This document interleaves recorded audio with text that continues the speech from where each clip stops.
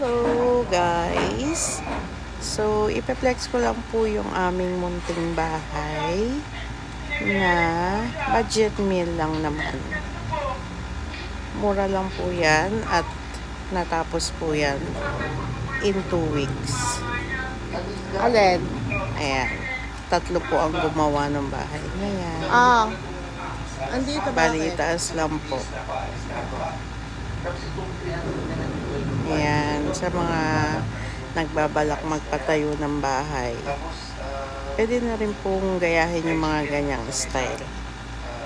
Sa murang halaga, magkakaroon na kayo ng maayos na bahay na pwede nyo pong matirahan at matibay. Ayan, so puro tubular po yan. May terrace sa harap at may terrace din sa dalawang gilid. Ayan po. So may katanungan po kayo kung magkano po ang nagastos ko sa bahay na yan. Comment lang po at sasabihin ko po sa inyo kung magkano po ang nagastos ko dyan sa pamamahay na yan. At magugulat kayo, sobrang mura lang ang inabot. Pati labor niya.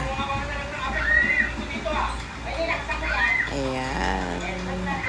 So, ngayon po, satisfied naman po ako sa pagkakagawa ng aking itaas. Dahil maganda po ang kinayarian.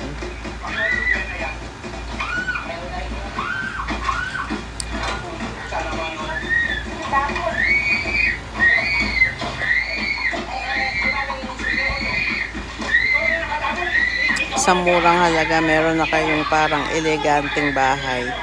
Hindi siya mukhang mumurahin. Ayan, ganyan lang po yung pinagawa kong hagdan. Palibakal din po siya para po tipid sa space. Ayan. Bali, yung ibaba ng terrace namin, terrace din po yun sa ibaba.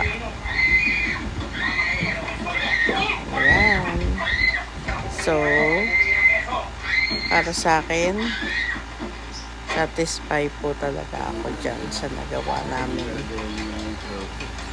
Thank you so much po sa gumawa ng aming bahay. Ako po ay masaya. Meron na kaming bahay.